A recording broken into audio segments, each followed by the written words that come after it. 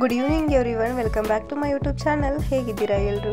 I hope ನೀವೆಲ್ಲರೂ ಚೆನ್ನಾಗಿದ್ದೀರಾ ಅಂದ್ಕೊಂಡು ಇವತ್ತಿನ ವಿಡಿಯೋನ ಸ್ಟಾರ್ಟ್ ಮಾಡ್ತಾ ಇದ್ದೀನಿ. ಶಿವರಾತ್ರಿಗೋಸ್ಕರ ಮನೆಯೆಲ್ಲ ಡೀಪ್ ಕ್ಲೀನಿಂಗ್ ಮಾಡ್ಕೋಬೇಕಂತ ಮಾಡ್ಕೋತಾ ಇದ್ದೀನಿ. ನಿನ್ನೆ ಮೊನ್ನೆ ಎಲ್ಲ ಹೊರಗಡೆ ಚಾವಣಿ ಹಾಗೆ ಹಾಲ್ ಎಲ್ಲ ಕ್ಲೀನ್ ಮಾಡಿಕೊಂಡೆ, ನೀವು ಹಿಂದಿನ ವಿಡಿಯೋದಲ್ಲಿ ನೋಡಿರ್ಬೋದು. ಇವತ್ತು ಫುಲ್ ಡೇ ಎಲ್ಲ ಕಿಚನ್ ಅದೆಲ್ಲ ಕ್ಲೀನ್ ಮಾಡೋದಾಯಿತು. ಹಾಗೆ ರೂಮ್ಗಳನ್ನೆಲ್ಲ ಕ್ಲೀನ್ ಮಾಡ್ತಾ ಇದ್ದೆ. ಕೆಲವೊಂದಿಷ್ಟು ಗೂಣಗಳು ಎಲ್ಲ ಇರತ್ತಲ್ಲ ಮನೇಲಿ, ನನ್ನ ಮಕ್ಕಳು ಎಲ್ಲ ಬಟ್ಟೆ ಗಿಟ್ಟೆ ಎಲ್ಲ ಎಳೆದು ಬಿಸಾಕಿ ಮೆಸ್ಸಿ ಮಾಡಿಬಿಟ್ಟಿದ್ರು. ಅದನ್ನ ಸ್ವಲ್ಪ ಕ್ಲೀನ್ ಮಾಡಿಕೊಂಡೆ. ಇಲ್ಲಿ ಮೇಲಿಂಗೂ ನೀಟಾಗಿ ಕ್ಲೀನ್ ಮಾಡ್ಕೊಂಡಿದ್ದೀನಿ. ಸ್ವಲ್ಪ ಬುಕ್ ಇಡೆಲ್ಲ ಇಡಬೇಕಂತ, ಬುಕ್ ಆದಷ್ಟು ಬೇಗ ತರಬೇಕು. ಬೇರೆ ಕಡೆ ಎಲ್ಲ ಬೈಂಡ್ ಮಾಡಿ ಇಟ್ಟಿದ್ದೀನಿ. ಧೂಳೆಲ್ಲ ಕೊಡವಿದ್ದೆ, ಅದಕ್ಕೋಸ್ಕರ ಒಂದು ಸರ್ತಿ ಕಸ ಗುಡಿಸ್ಬಿಟ್ಟು ನೆಲನ ಒರೆಸ್ಬಿಟ್ರೆ ಇವನಿಗೆ ಕೆಲಸ ಎಲ್ಲ ಮುಗಿಯುತ್ತೆ. ನಾಳೆ ಬೆಳಗ್ಗೆ ಹಿಂದೆ ಹಿತ್ತಲೆ ಎಲ್ಲ ಇದೆಲ್ಲ ಅದನ್ನ ಸ್ವಲ್ಪ ಕ್ಲೀನ್ ಮಾಡ್ಕೋಬೇಕು ಅಂತ ಅಷ್ಟೇ. ಇದೆಲ್ಲ ಕೆಲಸ ಮುಗಿಸೋ ಅಷ್ಟರಲ್ಲಿ 6 ಗಂಟೆ ಎಲ್ಲ ಆಗೋಯ್ತು. ಎಲ್ರಿಗೂ ಟೀ ಮಾಡಿಕೊಟ್ಟು ಮಕ್ಕಳ ಜೊತೆ ಸ್ವಲ್ಪ ಹೊತ್ತು ಟೈಮ್ ಸ್ಪೆಂಡ್ ಮಾಡಿ ಮತ್ತೆ ಅಡುಗೆನ ಸ್ಟಾರ್ಟ್ ಮಾಡಬೇಕಿತ್ತು. ಫೋನಲ್ಲಿ ರೀಲ್ಸ್ ನೋಡುವಾಗ ನನ್ನ ಮಗ ನನ್ನ ಜೊತೆನೇ ಕೂತ್ಕೊಂಡಿದ್ದ. ಆವಾಗ ಪರೋಟ ನೋಡಿಬಿಟ್ಟಿದ್ದ. ಅಮ್ಮ ನನಗೂ ಇದು ಮಾಡಿಕೊಡು ಅಂತ ಕೇಳ್ದ. ಅದಕ್ಕೋಸ್ಕರ ಅವನಿಗಂತ ಪರೋಟ ಮಾಡ್ತಿದ್ದೀನಿ. ಕಡೆನೆಲ್ಲ ಸಿಪ್ಪೆ ತೆಗೆದು ಕಟ್ ಮಾಡಿ ಕುದಿಯೋಕೆ ಇಟ್ಟಿದ್ದೀನಿ. ಹಾಗೆ ನಮಗೆಲ್ಲರಿಗೂ ಡಿನ್ನರ್ಗಂತ ಟೊಮೆಟೊ ಗ್ರೇವಿನ ಮಾಡ್ಕೋತಾ ಇದ್ದೀನಿ. ಸ್ವಲ್ಪ ಟೊಮೆಟೊ ಎಲ್ಲ ಜಾಸ್ತಿ ಇತ್ತು, ಅದಕ್ಕೋಸ್ಕರ ಸ್ವಲ್ಪ ಮೊಸರು ಹಾಕಿ ಮಾಡ್ಕೊಳ್ಳೋಣ, ಮೊಸರೆಲ್ಲ ಇತ್ತು ಅಂತ ಮಾಡ್ತಾಯಿದ್ದೀನಿ. ನೀವು ನೋಡ್ತಿರ್ಬೋದು, ಒಗ್ಗರಣೆ ಎಲ್ಲ ಹಾಕ್ಕೊಂಡು ರೆಡಿ ಮಾಡ್ಕೋತಾ ಇದ್ದೀನಿ. ಹಾಗೆ ಒಂದು ಈರುಳ್ಳಿನ ಹಾಕ್ಕೊಂಡು ಚೆನ್ನಾಗಿ ಫ್ರೈ ಮಾಡ್ಕೋಬೇಕು ಸಾಫ್ಟ್ ಆಗೋವರೆಗೂ. ಕೆಲವೊಂದು ಸರ್ತಿ ನಮಗೇನು ಇಷ್ಟ ಆಗುತ್ತೆ ಅನ್ನೋಕ್ಕಿಂತ ಮಕ್ಕಳಿಗೆ ಏನೆಲ್ಲ ಇಷ್ಟ ಆಗುತ್ತೆ ಅದು ಮಾಡಿಕೊಟ್ರೆ ತುಂಬ ಖುಷಿ ಆಗುತ್ತೆ. ಯಾಕೋ ಒಂದು ಸರ್ತಿ ನನ್ನ ಮಗ ಕೇಳಿದ, ಅದಕ್ಕೋಸ್ಕರ ಮಾಡಿದ್ರಾಯಿತು ಅಂತ ಮಾಡ್ತಾಯಿದ್ದೀನಿ. ಟೊಮೆಟೊ ಕಟ್ ಮಾಡಿದ್ವಲ್ಲ ಅದೆಲ್ಲ ಇದಕ್ಕೆ ಹಾಕ್ಕೊಂಡು ಸ್ವಲ್ಪ ಅರಿಶಿನ, ಮಸಾಲೆ ಪುಡಿ ಹಾಗೆ ಅಚ್ಕಾರದ ಪುಡಿ ಎಲ್ಲನೂ ಸೇರಿಸ್ಕೊಳ್ತಾ ಇದ್ದೀನಿ. ಸೇರಿಸ್ಕೊಂಡು ಚೆನ್ನಾಗಿ ಒಂದು ಸರ್ತಿ ಫ್ರೈ ಮಾಡಿದಾದಮೇಲೆ ಅದಕ್ಕೊಂದು ಸ್ವಲ್ಪ ಉಪ್ಪು ಹಾಗೆ ನಾನು ಬೆಲ್ಲನ ಸೇರಿಸ್ತಾ ಇದ್ದೀನಿ. ಬೆಲ್ಲ ಹಾಕಲಿಲ್ಲ ಅಂದರೆ ಇಲ್ಲಿ ಮೊಸರು ಮತ್ತು ಟೊಮೆಟೊ ಎರಡೂ ಹುಳಿನ ಯೂಸ್ ಮಾಡಿರ್ತೀವಿ, ತುಂಬ ಹುಳಿ ಆಗಿಬಿಡುತ್ತೆ. ಅದಕ್ಕೋಸ್ಕರ ಸ್ವಲ್ಪ ಬೆಲ್ಲ ಯೂಸ್ ಮಾಡಿದರೆ ಹುಳಿ ಸ್ವಲ್ಪ ಕಮ್ಮಿ ಆಗುತ್ತೆ ಅಷ್ಟೇ. ನಾನಿಲ್ಲಿ ಆರ್ಗ್ಯಾನಿಕ್ ಬೆಲ್ಲನ ಯೂಸ್ ಮಾಡಿದ್ದೀನಿ. ನೀವು ಬೇಕಿದ್ರೆ ನಾರ್ಮಲ್ ಬೆಲ್ಲನ ಯೂಸ್ ಮಾಡ್ಬೋದು ಅಥವಾ ಸಕ್ಕರೆ ಕೂಡ ಯೂಸ್ ಮಾಡ್ಬೋದು. ಟೊಮೆಟೊ ಎಲ್ಲ ಚೆನ್ನಾಗಿ ಮೆತ್ತಗಾದ ನಂತರ ಒಂದು 3 ಸ್ಪೂನಷ್ಟು ನಾನು ಇಲ್ಲಿ ಮನೆಯಲ್ಲೇ ಮಾಡಿದಂಥ ಮೊಸರನ್ನ ಹಾಕ್ಕೊಂಡು ಚೆನ್ನಾಗಿ ಹೈ ಫ್ಲೇಮಲ್ಲಿ ಇಟ್ಟು ಮಿಕ್ಸ್ ಮಾಡ್ಕೊತಾ ಇದ್ದೀನಿ. ಹೈ ಫ್ಲೇಮಲ್ಲಿ ಇಟ್ಟರೆ ಇದು ಒಡೆದೋರ್ಗೋ ರೀತಿ ಕಾಣಲ್ಲ. ಅಥವಾ ನೀವು ಇದು ಗ್ರೇವಿ ಎಲ್ಲ ತಣ್ಣಗಾದ್ಮೇಲೆ ಕೂಡ ಮೊಸರನ್ನ ಸೇರಿಸ್ಕೋಬೋದು. ನಾನಿಲ್ಲಿ ಇವತ್ತು ಗ್ಯಾಸ್ ಮೇಲೆ ಇದ್ದಾಗಲೇ ಮೊಸರು ಸೇರಿಸ್ಕೊಂಡಿದ್ದೀನಿ. ನೋಡಿ, ಒಂದು ಚೂರು ಒಡೆದೋಗಿಲ್ಲ, ಎಷ್ಟು ಚೆನ್ನಾಗಿ ಗ್ರೇವಿ ಬಂದಿದೆ. ಹಾಕ್ಬಿಡ್ತು ಅಂದರೆ ಮಗಳು ನೋಡ್ತಾ 1-2 ಸ್ಪೂನ್ ಎಣ್ಣೆ ಹಾಕ್ಬಿಟ್ಟಿದ್ದೀನಿ. ಸ್ವಲ್ಪ ಎಣ್ಣೆ ಜಾಸ್ತಿ ಆಯಿತು ಗ್ರೇವಿಗೆ.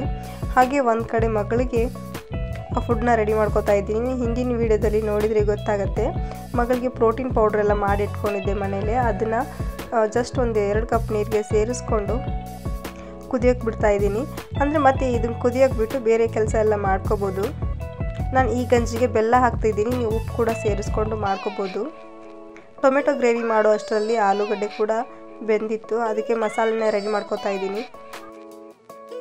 3-4 ಹಸಿಮೆಣಸಿನ್ಕಾಯಿ, ಒಂದು ಹಿಡಿದಾದ ಬೆಳ್ಳುಳ್ಳಿ, ಜೀರಿಗೆ, ಸ್ವಲ್ಪ ಉಪ್ಪು ಇದೆಲ್ಲ ಹಾಕಿ ಗ್ರೈಂಡ್ ಮಾಡಿಕೊಂಡೆ.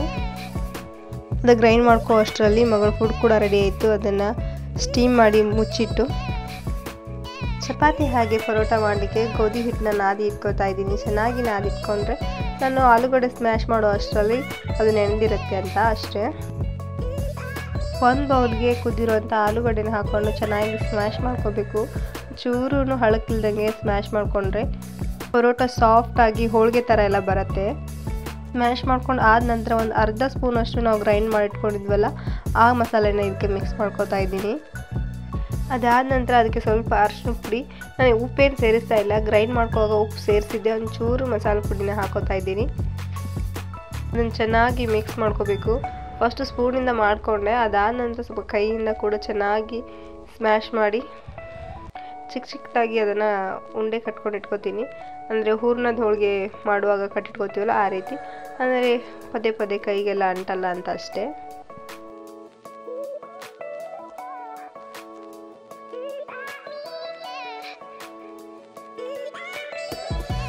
ನಾನಿಲ್ಲಿ ಪದರು ಚಪಾತಿ ಮಾಡ್ತಾಯಿದ್ದೀನಿ. ಅಂದರೆ ಒಂದು ಟೈಮಿಗೆ 2 ಚಪಾತಿ ಆಗುತ್ತೆ ಆ ರೀತಿ. ನಮ್ಮ ಉತ್ತರ ಕರ್ನಾಟಕ ಕಡೆಯೆಲ್ಲ ಇದು ಪದರು ಚಪಾತಿನೇ ಜಾಸ್ತಿ ಮಾಡೋದು. ಫಸ್ಟು ಹಿಟ್ಟನ್ನೆಲ್ಲ ಉಂಡೆ ಥರ ಮಾಡಿಕೊಂಡು ಅದಾದ ಚಿಕ್ಕ ಚಿಕ್ಕದಾಗಿ ಲಟ್ಟಿಸ್ಕೊಂಡು ಅದಕ್ಕೆ ಸ್ವಲ್ಪ ಎಣ್ಣೆನ ಸವರಿ 2 ಚಪಾತಿ ಹುಳಿನ ಸೇರಿಸಿ ಅಂಟಿಸ್ತೀವಿ.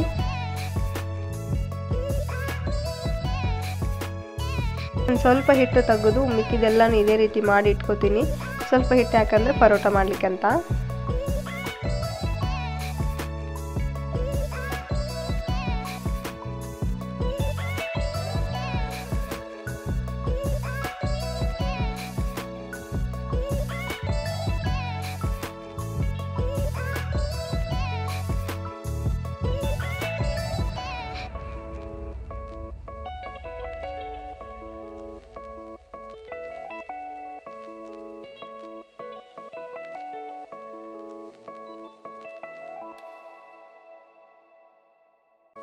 ಚಪಾತಿ ಬೇಯಿಸ್ಕೊಳ್ಳುವಾಗಲೇ ಉಬ್ಬಿರುತ್ತೆ, ಅದನ್ನ ಚೂರು ಪಡಿಬೇಕು, ಅಂದರೆ ಪದ್ರ ತಾನಾಗಲೇ ಬಿಚ್ಚಿಬಿಡತ್ತೆ. ಹಿಟ್ಟಿನ ಪದ್ರ ಜೋಡಿಸುವಾಗ ಸ್ವಲ್ಪ ಎಣ್ಣೆ ಕಡಿಮೆ ಆದರೂ ಕೂಡ ಪದ್ರ ಚೆನ್ನಾಗಿ ಬಿಚ್ಚೋದಿಲ್ಲ.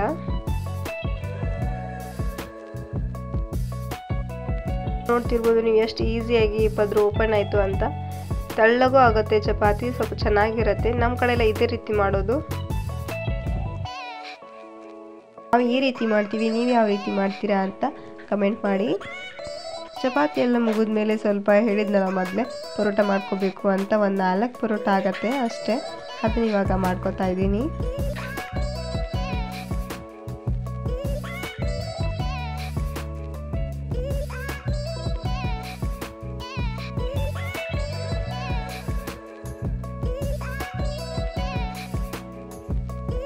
ನೀವು ಇದನ್ನು ಬಟರ್ ಪೇಪರು ಅಥವಾ ಒಳ್ಳೆ ಎಣ್ಣೆ ಪ್ಯಾಕೆಟ್ ಬರುತ್ತಲ್ಲ ಕಟ್ ಮಾಡಿದ್ದು ಅದ್ರ ಮೇಲೆ ಮಾಡ್ಕೋಬೋದು. ನಾನಿಲ್ಲಿ ಕಲ್ ಮೇಲೆ ಮಾಡ್ತಾಯಿದ್ದೀನಿ, ಅಷ್ಟೇನು ಸ್ಟಿಕ್ಕಿ ಆಗಿಲ್ಲ, ಅದಕ್ಕೋಸ್ಕರ ಇಲ್ಲೇ ಮಾಡ್ಕೋತಾ ಇದ್ದೀನಿ. ನೀವು ಬೇಕಿದ್ದರೆ ಸ್ವಲ್ಪ ಹಿಟ್ಟು ಮೆದುವಾಗಿದ್ದರೆ ನೀವು ಅದನ್ನು ಬಟರ್ ಪೇಪರ್ ಮೇಲೆ ಮಾಡ್ಕೋಬೋದು.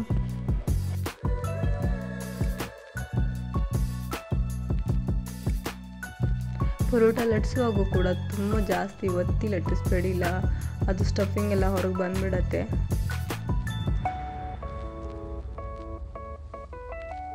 ಪರೋಟನ ನೀವು ಸ್ವಲ್ಪ ಬೇಯಿಸುವಾಗ ಎಣ್ಣೆ ಅಥವಾ ತುಪ್ಪನ ನೀವು ಹಾಕಿಬಿಟ್ಟು ಬೇಯಿಸ್ಕೊಂಡ್ರೆ ಇನ್ನೂ ಸಾಫ್ಟಾಗಿ ಚೆನ್ನಾಗಿ ಬರುತ್ತೆ. ಯಾಕಂದರೆ ನಾನು ಹಿಟ್ಟು ಹಾಕಿ ಇಲ್ಲಿ ಲಟ್ಟಿಸ್ಕೊಂಡಿರೋದ್ರಿಂದ ಒಂದು ಸ್ವಲ್ಪ ಎಣ್ಣೆನ ಹಾಕಿ ಇಲ್ಲಿ ಬೇಯಿಸ್ಕೊಳ್ತಾ ಇದ್ದೀನಿ. ನೀವು ಬೇಕಿದ್ದರೆ ಹಾಕೋಬೋದು, ಬೇಡ ಅಂದರೆ ಹಾಗೆ ಕೂಡ ಚಪಾತಿ ಯಾವ ರೀತಿ ಬೇಯಿಸ್ಕೊತೀವಿ ಅದೇ ರೀತಿ ಪ್ಲೇನಾಗಿ ಕೂಡ ಬೇಯಿಸ್ಕೋಬೋದು. ನಾನು ಪರೋಟಕ್ಕೆ ಸೈಡ್ ಡಿಶ್ ಆಗಿ ಮೊಸರು ಬಜ್ಜಿನ ಮಾಡ್ಕೊತಾ ಇದ್ದೀನಿ. ನಿಮಗೆ ಬೇಕಿದ್ದರೆ ಮೊಸರು ಬಜ್ಜಿ ಮಾಡ್ಕೊಳ್ಳಿ, ಇಲ್ಲ ಅಂದರೆ ಪ್ಲೇನ್ ಮೊಸರನ್ನು ಯೂಸ್ ಮಾಡ್ಕೋಬೋದು. ಚಾಪಿಂಗ್ ಬಾಕ್ಸ್ಗೆ ನಾನೊಂದು 2 ಕ್ಯಾರೆಟು ಮತ್ತೊಂದು 2 ಈರುಳ್ಳಿನ ಹಾಕ್ಕೊಂಡು ಚಾಪ್ ಮಾಡ್ಕೊತಾ ಇದ್ದೀನಿ. ಅದೇ ಚಾಪಿಂಗ್ ಬೋರ್ಡ್ಗೆ ನಾನು ಒಂದು ಸ್ವಲ್ಪ ಉಪ್ಪು ಹಾಗೆ ಸಕ್ಕರೆನ ಹಾಕ್ಕೊಂಡು ಸ್ವಲ್ಪ ಮೊಸರು ಕೂಡ ಅದರಲ್ಲಿ ಹಾಕ್ಕೊಂಡು ಒಂದು 2 ಸರ್ತಿ ಚಾಪ್ ಮಾಡ್ಕೊಂಡ್ರೆ ಆಯಿತು, ಸಖತ್ತಾಗತ್ತೆ.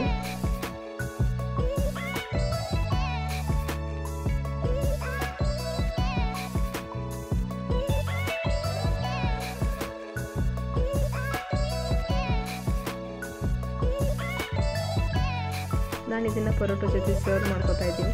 ನೀವು ಬೇಕಿದ್ರೆ ಪ್ಲೇನ್ ಪರೋಟನ ತಿನ್ಬೋದು, ಅಥವಾ ಮೊಸರು ಜೊತೆ ತಿನ್ಬೋದು, ಅಥವಾ ತುಪ್ಪ ಬೆಣ್ಣೆ ಇದು ಯಾವುದ್ರ ಜೊತೆ ಬೇಕಾದರೂ ಪರೋಟನ ತಿನ್ಬೋದು. ನಾನಿಲ್ಲಿ ಮೊಸರು ಬಜ್ಜಿನ ಮಾಡ್ಕೊಂಡಿದ್ದೀನಿ ನನ್ನ ಮಗನಿಗೋಸ್ಕರ. ಕ್ಯಾರೆಟ್ ಅವ್ನಿಗೆ ತುಂಬ ಇಷ್ಟ, ಅದಕ್ಕೋಸ್ಕರ.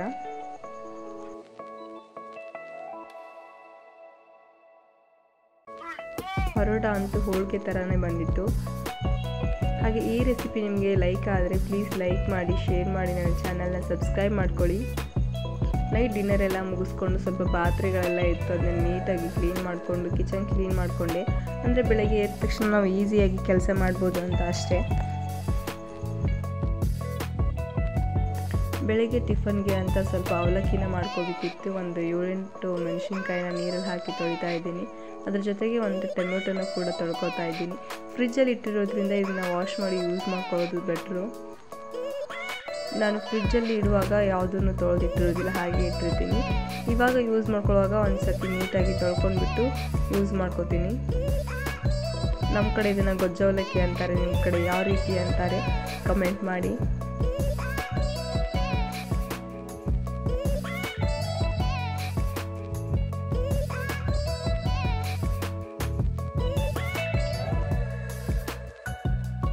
ಡೀಪ್ ಫ್ರೈ ಮಾಡಿದಂಥ ಒಂದು ಬಾಣಲಿ ಇತ್ತು, ಅದಕ್ಕೆ ಇಂಚೂರು ಎಣ್ಣೆನ ಹಾಕ್ಕೊಂಡು ಒಗ್ಗರಣೆನ ಹಾಕೋತಾ ಇದ್ದೀನಿ.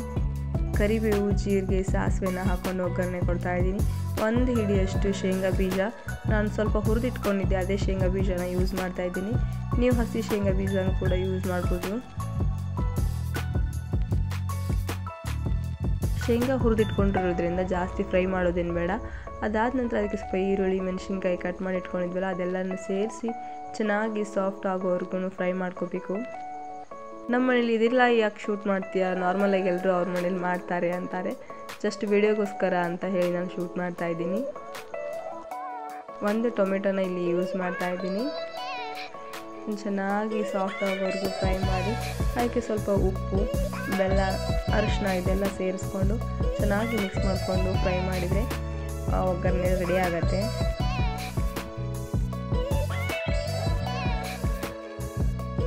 ನಾನು ನಾರ್ಮಲಿ ಎಲ್ಲ ಅಡುಗೆಗೂ ಸ್ವಲ್ಪ ಬೆಲ್ಲನ ಬಳಸೋದು ಜಾಸ್ತಿ, ಮಕ್ಕಳು ತಿಂತಾರೆ. ಹಾಗೆ ನಮ್ಮ ಮನೆಯಲ್ಲಿ ಸ್ವಲ್ಪ ಬೆಲ್ಲನ ಜಾಸ್ತಿ ಇಷ್ಟಪಡೋದ್ರಿಂದ ಆಲ್ಮೋಸ್ಟ್ ಎಲ್ಲ ಅಡುಗೆಗೂ ನಾನು ಬೆಲ್ಲನ ಯೂಸ್ ಮಾಡ್ಕೋತೀನಿ. ಹಾಗೆ ನಮ್ಮ ಮನೆಯಲ್ಲಿ ಖಾರ ಸ್ವಲ್ಪ ಜಾಸ್ತಿ ತಿನ್ನೋದಿಲ್ಲ, ತುಂಬ ಕಡಿಮೆ ಖಾರ ತಿಂತಾರೆ. ಅದಕ್ಕೋಸ್ಕರ ಈರುಳ್ಳಿ ಹಾಗೆ ಟೊಮೊಟೊ ಎಲ್ಲ ಚೆನ್ನಾಗಿ ಬೆಂದಮೇಲೆ ಒಂಚೂರು ನೀರು ಹಾಕ್ಕೊಂಡು ಮತ್ತೆ ಮಿಕ್ಸ್ ಮಾಡಿಕೊಂಡ್ರೆ ಪಲ್ಯ ರೆಡಿ ಆಯಿತು. ಪಲ್ಯ ಎಲ್ಲ ಕುದಿಯೋ ಅಷ್ಟರಲ್ಲಿ ನಾನು ಅವಲಕ್ಕಿನ ತೊಳ್ಕೊಂಡ್ಬಿಡ್ತೀನಿ. ನಮ್ಮ ಮನೆಯವ್ರು ಮಾತ್ರ ಈಗ ಅವಲಕ್ಕಿ ತಿಂತಾ ಇರೋದು, ಅದಕ್ಕೋಸ್ಕರ ಸ್ವಲ್ಪ ಹುಳಿನೆಲ್ಲ ಒಂದು ಚಿಕ್ಕ ಬೌಲ್ಗೆ ತೆಗೆದಿಟ್ಕೊಂಡು ಅವ್ರಿಗೆ ಎಷ್ಟು ಬೇಕೋ ಅಷ್ಟನ್ನು ಮಾತ್ರ ನಾನು ಇಲ್ಲಿ ಕಲಸಿ ಕೊಡ್ತಾಯಿದ್ದೀನಿ. ನಾವು ಸ್ವಲ್ಪ ಲೇಟ್ ಆಗುತ್ತೆ, ಮೊದಲೇ ಮಾಡಿಟ್ಬಿಟ್ರೆ ಅದೆಲ್ಲ ಚೆನ್ನಾಗಿರೋದಿಲ್ಲ, ಡ್ರೈ ಥರ ಅನಿಸುತ್ತೆ. ಅದಕ್ಕೋಸ್ಕರ ಯಾವಾಗ ಬೇಕೋ ಆವಾಗಷ್ಟೇ ಕಲಿಸ್ಕೊಂಡ್ರೆ ಚೆನ್ನಾಗಿರುತ್ತೆ. ಅವಲಕ್ಕಿಗೆ ನಮ್ಮ ಮನೇಲಿ ಕಂಪಲ್ಸರಿಯಾಗಿ ಮೊಸರು ಇರಲೇಬೇಕು, ಮೊಸರು ಇಲ್ಲ ಅಂದರೆ ತಿನ್ನೋದೇ ಇಲ್ಲ. ಎಷ್ಟೇ ಚೆನ್ನಾಗಿ ಮಾಡಿದರೂ ಕೂಡ ಮೊಸರು ಇಲ್ಲ ಅಂದರೆ ನಮ್ಮ ಮನೇಲಿ ತಿನ್ನೋದಿಲ್ಲ. ಹಾಗೆ ಒಂದು ಸ್ವಲ್ಪ ಹೊರಗಡೆ ಎಲ್ಲ ಹೋಗಿದ್ರು ನಮ್ಮ ಮನೆಯವರು, ಬರಬೇಕಾದ್ರೆ ಹಣ್ಣುಗಳೆಲ್ಲ ತೊಗೊಂಬಂದಿದ್ರು, ಖರ್ಜೂರ ಮತ್ತು ದ್ರಾಕ್ಷಿಯನ್ನು ತೊಗೊಂಬಂದಿದ್ರು. ಅದನ್ನೆಲ್ಲ ತೆಗೆದು ಬಾಕ್ಸಲ್ಲಿ ಹಾಕಿರ್ತಾ ಇದ್ದೀನಿ. ಹೇಗಿದ್ರು ನಾಳೆನೇ ಶಿವರಾತ್ರಿ, ಅದಕ್ಕೋಸ್ಕರ ತೊಗೊಂಬಂದಿದ್ದಾರೆ. ಬಾಳೆಹಣ್ಣನ್ನು ತೊಗೊಂಬಂದಿಲ್ಲ, ಯಾಕಂತ ಕೇಳಿದೆ. ಇವತ್ತು ಸಾಯಂಕಾಲ ನಮ್ಮೂರಲ್ಲೇ ಸಂತೆ ಆಗತ್ತೆ, ಇವತ್ತಿಂದ ಸ್ಟಾರ್ಟ್ ಮಾಡ್ತಾರೆ ಅಂತ ಹೇಳಿದ್ರು. ಅಲ್ಲಿ ತೊಗೊಂಬರೋಣ ಅಂತ ಹೇಳಿದ್ದಕ್ಕೆ ಸುಮ್ಮನಾದೆ. ನಮ್ಮೂರಲ್ಲಿ ಮಾರ್ಕೆಟ್ ಅಂತ ಏನಿರಲಿಲ್ಲ, ನಮಗೇನಾದರೂ ಬೇಕಿದ್ದರೆ ಪಕ್ಕದ ಊರಿಗೆ ಹೋಗಿ ತರಬೇಕಿತ್ತು. ಸ್ವಲ್ಪ ಹೋಲ್ಸೇಲಾಗೆಲ್ಲ ಬೇಕಿದ್ದರೆ ಮುಂದೆ ಪ್ರತಿ ವಾರ ಮಂಗಳವಾರ ನಮ್ಮೂರಲ್ಲಿ ಸಂತೆ ಆಗತ್ತಂತೆ, ಅಂದರೆ ಮಾರ್ಕೆಟ್. ನಮಗೇನು ಬೇಕಾದರೂ ಸಿಗ್ಬೋದು, ವೆಜಿಟೇಬಲ್ಸ್ ಆಗಲಿ, ಮನೆಗೆ ಬೇಕಾದ ದಿನಸಿ ಆಗಲಿ ಎಲ್ಲ ಸಿಗತ್ತೆ ಅಂದ್ಕೊಂಡಿದ್ದೀನಿ. ನಾನು ಈ ವಾರ ನಮ್ಮ ಮನೆಯವರೇ ಹೋಗ್ತಾರೆ, ನೆಕ್ಸ್ಟ್ ವೀಕ್ ನಾನು ಹೋದಾಗ ತೋರಿಸ್ತೀನಿ ಏನೆಲ್ಲ ಸಿಗತ್ತೆ ಅಂತ. ದ್ರಾಕ್ಷಿಗೆ ಪೌಡ್ರ್ ಹಾಕಿ ಹಣ್ಣು ಮಾಡಿರೋದ್ರಿಂದ ಅದನ್ನ ಸ್ವಲ್ಪ ಉಪ್ಪು ನೀರಲ್ಲಿ ತೊಳೆದಿಟ್ಟರೆ ಚೆನ್ನಾಗಿರುತ್ತೆ, ಮಕ್ಕಳು ಕೂಡ ತಿಂತಾರಲ್ವ ಅದಕ್ಕೆ. ಐ ಥಿಂಕ್ ಬ್ಯಾಕ್ಗ್ರೌಂಡಲ್ಲಿ ಸ್ವಲ್ಪ ಮ್ಯೂಸಿಕ್ ಏನಾದರೂ ಕೇಳ್ತಿರ್ಬೋದು ನಿಮಗೆ, ಅದು ಊರಲ್ಲಿ ಮೈಕೆಲ್ಲ ಹಾಕಿದ್ದಾರೆ, ಅದಕ್ಕೋಸ್ಕರ ಆ ರೀತಿಯೆಲ್ಲ ಕೇಳುತ್ತೆ. ಚೆನ್ನಾಗಿ ದ್ರಾಕ್ಷಿನೆಲ್ಲ ತೊಳೆದು ಒಂದು ಜಾಲರಿಗೆ ಹಾಕಿಡ್ತಾ ಇದ್ದೀನಿ.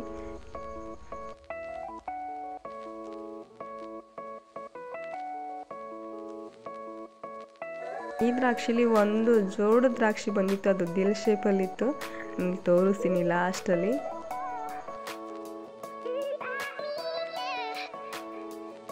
ಇದನ್ನು ಕೂಡ ಸ್ವಲ್ಪ ಬಾಕ್ಸಲ್ಲಿ ಹಾಕಿರ್ತೀನಿ. ದ್ರಾಕ್ಷಿ ಈ ರೀತಿಯಾಗಿ ಜಾಯಿಂಟಾಗಿ ಬೆಳೆಯೋದು ತುಂಬ ಕಡಿಮೆ. ಇಲ್ಲಿ ತೋರಿಸ್ತೀನಿ, ಲಾಸ್ಟಲ್ಲಿದೆ, ಇಟ್ಟಿದ್ದೀನಿ ತೋರಿಸ್ಬೇಕಂತಾನೆ ಕೈಯಲ್ಲಿ ಇಟ್ಕೊಂಡಿದ್ದೀನಿ ನೋಡಿ.